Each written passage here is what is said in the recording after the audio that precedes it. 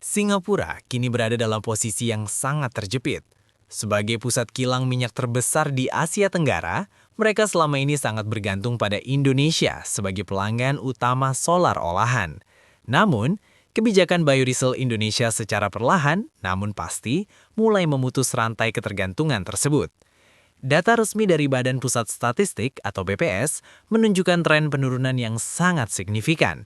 Impor solar Indonesia dari Singapura yang semula berada di angka 3,7 juta ton, merosot tajam menjadi hanya 2,8 juta ton. Penurunan hampir 1 juta ton ini bukan angka kecil bagi industri pengolahan minyak di Singapura. Laporan dari S&P Global Commodity Insights atau Platts menegaskan bahwa Singapura sedang menghadapi ancaman kehilangan pendapatan hingga miliaran dolar per tahun. Hilangnya pasar sebesar Indonesia berarti utilitas kilang-kilang di Singapura akan menurun, yang berdampak pada efisiensi ekonomi mereka secara keseluruhan. Akar masalahnya adalah strategi hilirisasi Indonesia yang sangat agresif. Ketika Indonesia mampu memproduksi bahan bakar sendiri dari sumber daya domestik, Singapura kehilangan daya tawar utama mereka. Negara tetangga ini kini harus memutar otak untuk mencari pasar baru di tengah lesunya permintaan energi fosil global, sementara biaya operasional mereka terus naik akibat krisis energi dunia. Kondisi di Malaysia tidak kalah pelik, namun dengan sudut pandang yang berbeda. Sebagai produsen minyak sawit terbesar kedua di dunia, Malaysia kini harus bersaing ketat dengan langkah berani Indonesia dalam kebijakan B50. Berdasarkan data dari Council of Palm Oil Producing Countries atau CPOPC, keputusan Indonesia untuk menyerap jutaan ton CPO ke dalam negeri untuk program biodiesel akan secara otomatis mengurangi suplai CPO di pasar internasional. Bagi Malaysia, ini adalah pedang bermata dua. Di satu sisi, harga CPO global memang akan terkerek naik karena suplai dari Indonesia berkurang. Namun, di sisi lain, Malaysia harus berhadapan dengan ketidakpastian pasar. Analisis dari Malaysian Palm Oil Board atau MAOP menyoroti bahwa Malaysia kini terjebak dalam dilema antara mengekspor CPO mentah atau ikut memperkuat industri hilir mereka agar tetap kompetitif. Selama ini, negara-negara pembeli besar seperti Tiongkok dan India sangat bergantung pada harga kompetitif dari Indonesia. Ketika Indonesia menarik pasokannya untuk kebutuhan energi domestik, tekanan permintaan akan beralih ke Malaysia. Namun Malaysia memiliki keterbatasan luas lahan jika dibandingkan dengan Indonesia, sehingga mereka tidak bisa dengan mudah meningkatkan produksi untuk mengisi kekosongan pasar tersebut. Akar masalah di Malaysia adalah ketergantungan pada model ekonomi ekspor bahan mentah yang kini mulai digoyang oleh dominasi kebijakan domestik Indonesia. Malaysia sangat khawatir jika pasar global mulai melihat Indonesia bukan lagi sebagai penyuplai, melainkan sebagai pengendali harga melalui penyerapan energi mandiri. Persaingan ini bukan lagi soal siapa yang punya pohon sawit paling banyak, melainkan siapa yang paling mampu mengubah sawit tersebut menjadi komoditas energi yang memberikan nilai tambah maksimal di dalam negeri. Situasi di Selat Malaka kini benar-benar berubah. Singapura kehilangan peran sebagai penyedia bahan bakar, sementara Malaysia kehilangan kenyamanan sebagai pemain dominan di pasar CPO. Keduanya dipaksa untuk mengakui bahwa peta kekuatan ekonomi di kawasan ini sedang bergeser ke arah Jakarta. Indonesia tidak lagi sekedar menjadi pasar bagi produk olahan Singapura atau sekedar rekan produsen bagi Malaysia, melainkan telah bertransformasi menjadi kekuatan yang menentukan arah kebijakan energi regional. Fokus setiap kebijakan di Singapura dan Malaysia saat ini sangat tertuju pada setiap langkah yang diambil Indonesia, karena satu keputusan di Jakarta bisa berarti kerugian triliunan rupiah bagi mereka. Singapura selama puluhan tahun berdiri tegak sebagai raksasa kilang minyak di Asia Tenggara. Hampir semua kebutuhan bahan bakar negara-negara tetangga, termasuk Indonesia, diproses di sana. Namun dominasi itu sekarang sedang berada di ujung tanduk. Indonesia, yang dulu merupakan pelanggan paling setia dan terbesar bagi solar olahan Singapura, kini mulai memutar haluan secara drastis melalui kebijakan kemandirian energi yang sangat agresif. Data dari Badan Pusat Statistik, BPS, mengungkapkan kenyataan yang pahit bagi industri energi Singapura. Dalam fase transisi biodiesel yang dijalankan Indonesia, volume impor solar dari Singapura mengalami terjun bebas. Jika sebelumnya Indonesia mendatangkan sekitar 3,7 juta ton solar dari kilang-kilang di Singapura, angka itu kini menyusut menjadi hanya 2,8 juta ton. Penurunan sebesar 900.000 ton ini bukan sekedar angka di atas kertas, melainkan hilangnya pangsa pasar yang selama ini menjadi mesin uang bagi Singapura. Kondisi ini memicu kekhawatiran besar di level pemerintahan dan pelaku industri di Singapura. Menurut laporan analisis dari S&P Global Commodity Insights atau Platts, potensi kehilangan pendapatan yang dihadapi Singapura tidak main-main, mencapai angka miliaran dolar setiap tahunnya. Sebagai negara yang tidak memiliki sumber daya alam sendiri, Singapura sangat bergantung pada biaya jasa pengolahan atau refining margin dan perdagangan komoditas. Ketika pelanggan utama seperti Indonesia berhenti membeli dalam jumlah besar, maka utilitas kilang-kilang minyak di Singapura akan menurun drastis, yang ujung-ujungnya membuat operasional mereka menjadi tidak efisien dan sangat mahal. Akar masalah dari kegelisahan Singapura ini sebenarnya sangat jelas, strategi hilirisasi Indonesia. Pemerintah Indonesia sudah tidak mau lagi terjebak dalam pola lama, yaitu mengekspor minyak sawit mentah ke luar negeri hanya untuk kemudian membeli kembali produk olahannya dalam bentuk solar dengan harga yang jauh lebih mahal. Melalui program biodiesel, Indonesia mengganti produk energi konvensional yang biasanya dipasok oleh Singapura dengan produk domestik berbasis sawit. Setiap liter biodiesel yang diproduksi di dalam negeri berarti 1 liter solar Singapura yang ditolak masuk ke pasar Indonesia. Laporan S&P Global Commodity Insights Platts juga menyoroti bahwa ketergantungan Singapura terhadap pasar Indonesia sangatlah tinggi.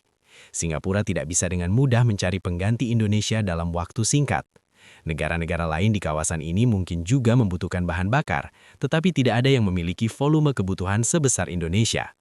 Dampaknya, kilang-kilang besar di Singapura kini harus menghadapi kenyataan bahwa kapasitas produksi mereka yang masif terancam menganggur atau tidak terpakai secara optimal.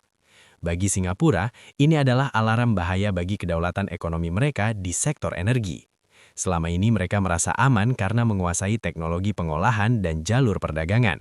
Namun mereka lupa bahwa kekuatan sesungguhnya ada pada pemilik bahan baku dan pasar. Indonesia memiliki keduanya, melalui kelapa sawit dan jumlah kendaraan yang terus bertambah. Data dari Badan Pusat Statistik mempertegas bahwa tren penurunan impor ini akan terus berlanjut, seiring dengan semakin tingginya presentase campuran minyak sawit dalam bahan bakar Indonesia, mulai dari B35, B40, hingga nantinya B50. Ketar-ketir yang dialami Singapura bukan soal kehilangan angka di neraca perdagangan, tapi soal kehilangan peran sebagai hub energi regional. Strategi hilirisasi Indonesia secara langsung mematikan ketergantungan energi nasional terhadap kilang-kilang asing. Jika Indonesia sukses menjalankan transisi ini hingga tahap akhir, maka Singapura harus bersiap menghadapi era di mana kilang-kilang minyak mereka tidak lagi menjadi rujukan utama bagi kebutuhan energi di Asia Tenggara. Fokus Indonesia saat ini adalah memastikan setiap tetes bahan bakar yang terbakar di mesin-mesin domestik berasal dari bumi sendiri. Dan itu artinya, masa jaya solar Singapura di pasar Indonesia sudah resmi berakhir. Persaingan antara Indonesia dan Malaysia dalam industri kelapa sawit kini memasuki babak baru yang jauh lebih panas. Selama puluhan tahun, kedua negara ini bak saudara kembar yang menguasai suplai minyak sawit dunia. Namun, begitu Indonesia memutuskan untuk tancap gas dengan program biodiesel 50%, Malaysia tiba-tiba berada dalam posisi yang dilematis. Mereka harus berhitung ulang bagaimana cara menjaga stabilitas pasar global ketika sang pemain utama, yakni Indonesia, mulai menarik diri dari pasar ekspor untuk memenuhi kebutuhan energi dalam negerinya sendiri. Berdasarkan data dari Council of Palm Oil Producing Countries, CPOPC, langkah Indonesia ini sebenarnya adalah sebuah perubahan peta kekuatan yang sangat signifikan. Ketika Indonesia menyerap sebagian besar produksi CPO-nya untuk dijadikan bahan bakar domestik, maka pasokan untuk pasar internasional otomatis akan berkurang drastis. Bagi Malaysia, ini adalah kabar yang sangat membingungkan. Di satu sisi, berkurangnya suplai dari Indonesia bisa membuat harga CPO global melambung tinggi, yang tentu saja bisa menambah pundi-pundi keuntungan Malaysia. Namun, di sisi lain, fluktuasi harga yang terlalu ekstrim justru bisa menakuti pembeli besar seperti Tiongkok dan India, yang akhirnya mungkin mencari alternatif minyak nabati lain. Analisis dari Malaysian Palm Oil Board, MPOB, menyoroti bahwa Malaysia kini sedang dipaksa untuk menyesuaikan strategi harga dan target pasar mereka. Selama ini, Malaysia seringkali menjadi pilihan kedua setelah pembeli tidak mendapatkan harga yang cocok dari Indonesia. Namun dengan rencana B50 ini, posisi tawar Indonesia sebagai penentu harga menjadi semakin absolut.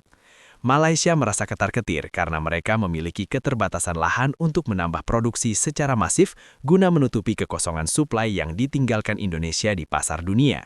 Artinya, Malaysia harus berjuang ekstra keras untuk tetap relevan di mata para importir global. Inti dari pembahasan ini sebenarnya adalah kompetisi dalam menetapkan standar energi terbarukan di kawasan Asia Tenggara. Indonesia sedang memamerkan kekuatannya dengan menunjukkan bahwa sawit bukan hanya soal komoditas pangan, tapi adalah senjata energi. Malaysia pun tidak mau kalah, mereka juga memiliki program biodiesel sendiri, namun skalanya belum seagresif Indonesia. Hal ini menciptakan persaingan mengenai siapa yang akan menjadi pemimpin dalam standar bahan bakar hijau berbasis sawit. Jika Indonesia sukses dengan B50, maka standar teknis dan regulasi energi terbarukan di kawasan ini kemungkinan besar akan didikte oleh Jakarta, bukan Kuala Lumpur. Akar masalah yang paling mendasar adalah pergeseran fokus Indonesia. Jika dulu Indonesia dikenal sebagai negara pengekspor bahan mentah yang sangat tergantung pada permintaan luar negeri, sekarang fokusnya berubah total menjadi konsumen energi berbasis sawit terbesar di dunia. Perubahan status dari pelayan pasar global menjadi penguasa energi domestik inilah yang membuat Malaysia merasa dominasinya terancam. Mengutip laporan CPOPC, transformasi ini membuat keseimbangan pasar yang sudah ada selama puluhan tahun menjadi goyah. Bagi Malaysia, pilihannya kini sangat terbatas.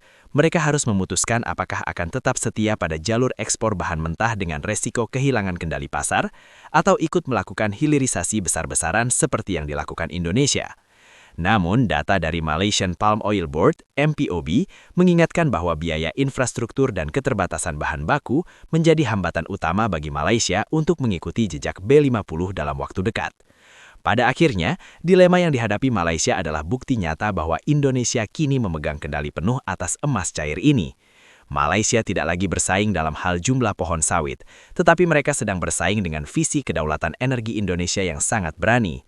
Di tengah ketidakpastian ini, satu hal yang pasti, strategi ekonomi Malaysia akan selalu dibayangi oleh kebijakan-kebijakan strategis yang keluar dari Jakarta. Persaingan ini bukan lagi soal bisnis, melainkan soal siapa yang lebih berdaulat atas sumber daya alamnya sendiri. Indonesia saat ini tidak lagi hanya sekedar berwacana, melainkan sedang melakukan lompatan besar dalam sejarah energi nasional. Pemerintah secara resmi telah menetapkan peta jalan untuk beralih ke biodiesel 50% atau B50, dengan target implementasi penuh pada pertengahan tahun 2026. Langkah ini bukan sekedar gaya-gayaan di panggung internasional, melainkan sebuah transformasi fundamental untuk memastikan bahwa mesin-mesin di tanah air tidak lagi bergantung sepenuhnya pada bahan bakar fosil yang harganya seringkali tidak masuk akal.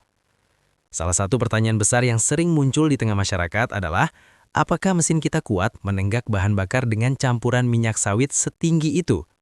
Jawabannya sudah disiapkan secara saintifik oleh Lemigas, Lembaga Minyak dan Gas.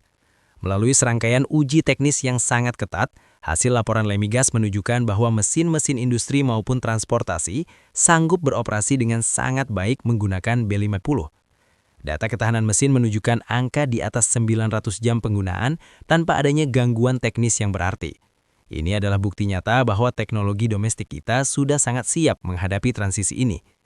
Pengujian ini sangat penting untuk memberikan rasa aman bagi para pengusaha logistik, pemilik alat berat, hingga pengguna kendaraan pribadi, bahwa B50 adalah bahan bakar yang andal. Selain urusan mesin, kesiapan infrastruktur juga menjadi sorotan utama. Kementerian Energi dan Sumber Daya Mineral (ESDM) terus memastikan bahwa fasilitas pengolahan dan distribusi di seluruh Indonesia sudah mulai bersiap. Transformasi ini membutuhkan koordinasi yang presisi antara produsen minyak sawit dan kilang-kilang pengolahan agar suplai tetap stabil. Kementerian ESDM mencatat bahwa pengembangan teknologi katalis dan metode pencampuran di dalam negeri sudah sangat maju, sehingga kualitas B50 yang dihasilkan tetap memenuhi standar internasional. Fokusnya jelas, membangun ekosistem energi dari hulu ke hilir yang semuanya dikendalikan oleh anak bangsa. Lalu, apa yang sebenarnya mendorong Indonesia untuk begitu ngebut mengejar B50? Akar masalahnya adalah kerentanan ekonomi kita terhadap fluktuasi harga minyak mentah dunia.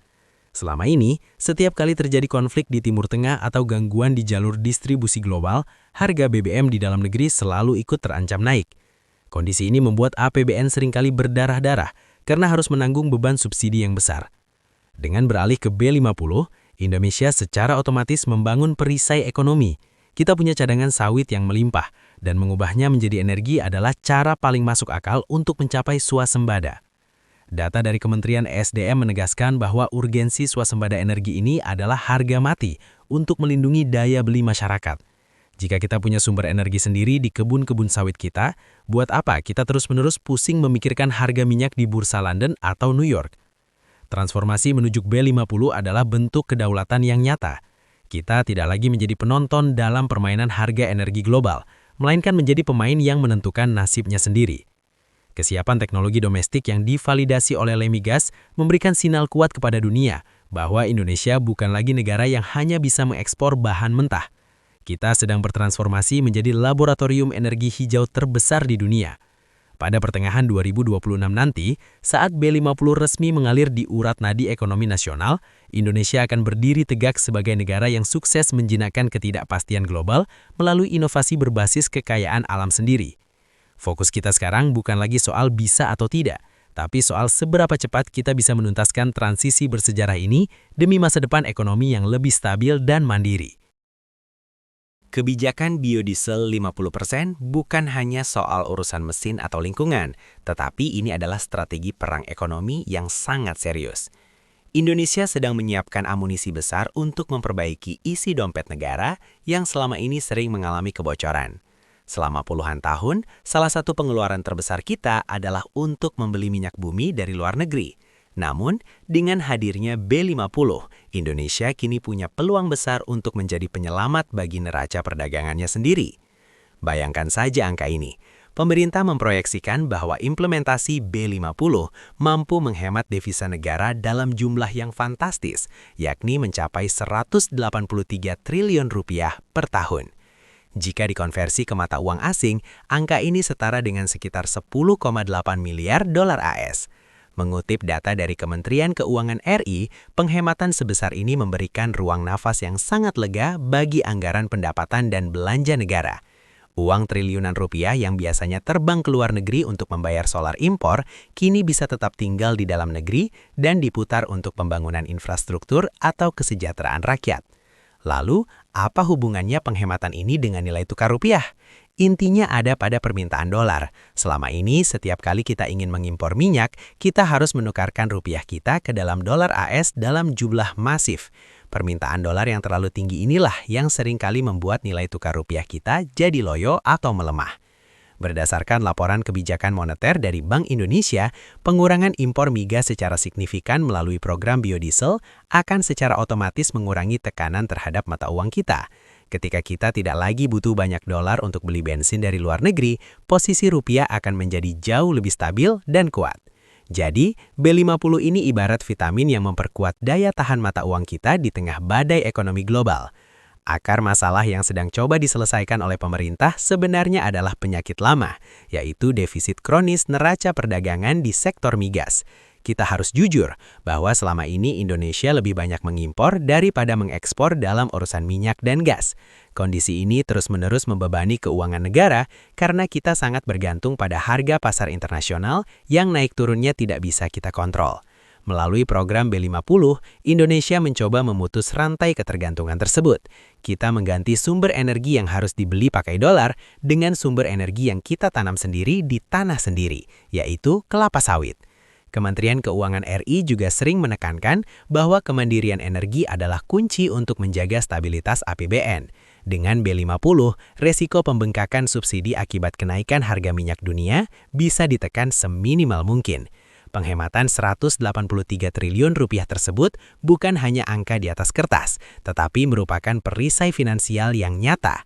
Artinya, Indonesia tidak akan lagi terlalu pusing jika besok lusa harga minyak mentah di pasar global tiba-tiba melonjak, karena kita sudah punya amunisi energi sendiri yang jauh lebih murah dan stabil. Fokus utama dari babak ini adalah memperlihatkan bahwa B50 adalah solusi cerdas untuk menghentikan pemborosan devisa. Data dari Bank Indonesia mempertegas bahwa langkah ini adalah salah satu cara paling efektif untuk menjaga kesehatan ekonomi makro kita. Indonesia sedang bertransformasi dari negara yang hobi belanja energi di luar negeri menjadi negara yang mampu memproduksi dan mengelola energinya sendiri. Dengan modal penghematan triliunan rupiah ini, Indonesia memiliki fondasi ekonomi yang jauh lebih kokoh untuk melangkah menjadi kekuatan ekonomi baru di kancah dunia. Setiap tetes biodiesel yang diproduksi di dalam negeri adalah langkah nyata untuk memastikan rupiah tetap berwibawa dan dompet negara tetap terjaga. Program biodiesel 50% atau B50 seringkali dibahas dari sudut pandang angka-angka makro yang besar, seperti penghematan devisa atau ketahanan energi nasional. Namun, jika kita melihat lebih dalam, kebijakan ini sebenarnya adalah sebuah gerakan besar untuk membela kepentingan rakyat kecil, terutama jutaan petani sawit mandiri yang tersebar di seluruh pelosok Indonesia. B50 bukan sekedar urusan bahan bakar, melainkan alat paling ampuh untuk memastikan dapur para petani tetap mengepul tanpa harus bergantung pada belas kasihan pasar internasional. Selama ini, masalah utama yang dihadapi oleh petani sawit kita adalah ketidakpastian harga. Bayangkan, para petani sudah bekerja keras merawat kebun mereka, namun saat tiba waktunya panen, harga tandan buah segar atau TBS seringkali anjlok hanya karena ada isu negatif dari luar negeri atau perubahan kebijakan di negara-negara importir besar. Akar masalahnya adalah ketergantungan kita pada mekanisme pasar global yang sangat fluktuatif. Berdasarkan data dari Kementerian Pertanian, sekitar 6,9 hektar atau hampir 50% dari total lahan sawit di Indonesia dimiliki oleh petani rakyat dengan skala kecil. Artinya, ketika harga dunia goyang, jutaan kepala keluarga langsung merasakan dampaknya secara nyata. Nah, disinilah program B50 hadir sebagai penyelamat. Dengan mengimplementasikan B50, pemerintah menciptakan pasar domestik yang sangat besar dan stabil. Proyeksinya, penyerapan domestik akan mencapai tambahan sebesar 5,3 juta ton CPO atau crude oil palm oil untuk kebutuhan energi. Angka penyerapan yang masif ini akan bertindak sebagai jangkar yang menjaga stabilitas harga TBS di tingkat petani. Ketika pasokan terserap di dalam negeri untuk dijadikan biodiesel, maka posisi petani menjadi lebih kuat. Mereka tidak lagi perlu takut jika tiba-tiba ada boikot dari Uni Eropa atau penurunan permintaan dari Tiongkok, karena Indonesia sudah punya pembeli tetap di dalam negeri. Dampak sosialnya pun luar biasa luas. Ekosistem kelapa sawit di Indonesia mengamankan hajat hidup sekitar 12 juta tenaga kerja, baik yang bekerja secara langsung di kebun maupun mereka yang berada di sektor pendukung seperti logistik, transportasi, hingga industri pengolahan. Data dari Badan Pengelola Dana Perkebunan Kelapa Sawit atau BPDPKS menunjukkan bahwa keberlanjutan industri sawit melalui hilirisasi seperti B50 adalah kunci untuk menekan angka kemiskinan di daerah penghasil sawit. BPDPKS terus berupaya memastikan dana yang dikelola benar-benar kembali ke petani melalui program peremajaan sawit dan penguatan infrastruktur pengolahan, sehingga nilai tambah dari pohon sawit tersebut dinikmati oleh orang Indonesia sendiri. Melalui B50, pemerintah sebenarnya sedang menjalankan misi kedaulatan ekonomi yang berpihak pada rakyat. Kita tidak lagi hanya menjadi penonton saat harga komoditas kita dipermainkan di bursa luar negeri. Fokus kebijakan ini sangat jelas, mengalihkan ketergantungan dari pasar global yang tidak pasti menuju kemandirian domestik yang kuat. Dengan adanya permintaan yang stabil dari industri energi nasional, para petani sawit mandiri kini bisa memiliki perencanaan hidup yang lebih baik karena pendapatan mereka lebih terjamin. Kesimpulannya, program B50 adalah jembatan menuju kesejahteraan yang lebih merata. Kementerian Pertanian menekankan bahwa penguatan sektor hulu melalui kesejahteraan petani adalah fondasi utama agar industri sawit tetap kokoh. Jadi, setiap kali kita melihat kendaraan menggunakan biodiesel, kita harus ingat bahwa di balik teknologi itu ada jutaan tangan petani yang kini hidupnya jauh lebih tenang. B50 memastikan bahwa kekayaan alam kita benar-benar menjadi berkah bagi bangsa sendiri, memberikan perlindungan bagi 12 juta pekerja, dan melepaskan rantai ketimpangan ekonomi yang selama ini menghantui daerah-daerah produsen sawit di Indonesia. Fokus kita sekarang adalah menjaga momentum ini agar manfaatnya benar-benar sampai ke tangan mereka yang paling berhak. Keputusan Indonesia untuk beralih ke program B50 bukan cuma urusan dapur dalam negeri, tapi ini adalah pesan diplomatik yang sangat keras buat panggung internasional. Melalui kebijakan hilirisasi yang semakin ngegas, Indonesia secara resmi mengirimkan sinyal kepada negara-negara konsumen besar bahwa era bahan baku murah sudah berakhir. Kita tidak lagi mau sekedar jadi pelayan yang menyediakan minyak sawit mentah atau CPO untuk kemakmuran negara lain. Sementara kita sendiri masih pusing dengan urusan energi. Coba kita lihat siapa saja yang bakal merasakan dampak langsungnya. Negara-negara besar seperti Tiongkok, India, Pakistan, hingga wilayah Afrika dan Uni Eropa selama ini sangat bergantung pada suplai sawit dari Indonesia. Sebagai gambaran, Tiongkok setiap tahunnya menyerap sekitar 6 juta ton sawit kita. Disusul India dengan 4,8 juta ton, dan Uni Eropa yang meskipun sering cerewet soal isu lingkungan, tetap mengimpor sekitar 3,3 juta ton. Begitu Indonesia memutuskan untuk mengalihkan jutaan ton CPO tersebut ke dalam tangki bahan bakar kendaraan domestik, pasar global dipastikan bakal mengalami guncangan hebat. Mengutip laporan dari Food and Agricultural Organization atau FAO, pengurangan suplai dari produsen utama seperti Indonesia ini memiliki dampak domino yang nyata terhadap keamanan pangan dunia.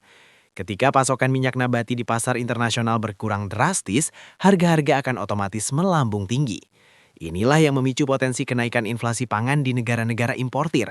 Ironisnya, negara-negara yang selama ini sering melakukan kampanye anti sawit seperti di kawasan Eropa, justru akan menjadi pihak yang paling terdampak.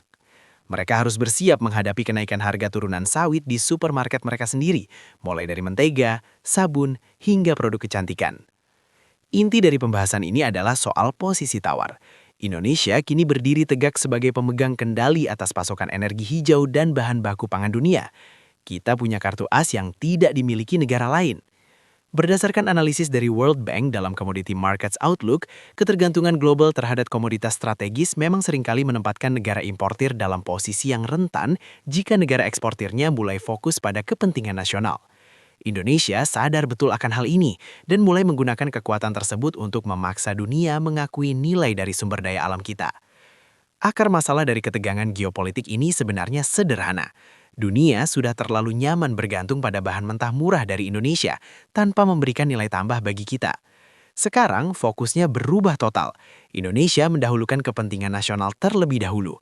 Jika pasar global ingin tetap mendapatkan akses ke sawit kita, mereka harus siap mengikuti aturan main baru atau menanggung resiko harga. Pesan Indonesia First dalam kebijakan energi ini adalah bentuk nyata dari kedaulatan yang selama ini kita cita-citakan. Pada akhirnya, dunia harus beradaptasi dengan kenyataan bahwa Indonesia bukan lagi negara yang bisa didikte soal cara mengelola kekayaan alamnya. Laporan dari Food and Agricultural Organization dan World Bank mempertegas bahwa pergeseran ini akan mengubah peta perdagangan komoditas dunia secara permanen. Indonesia sedang membuktikan bahwa dengan keberanian untuk melakukan hilirisasi, kita bukan lagi sekedar penonton di pinggir lapangan, melainkan pemain kunci yang menentukan arah ekonomi dunia. Fokus kita sekarang adalah memastikan bahwa setiap jengkal tanah sawit di Indonesia memberikan manfaat maksimal buat rakyat sendiri, bukan cuma buat bikin negara lain senang dengan harga murah.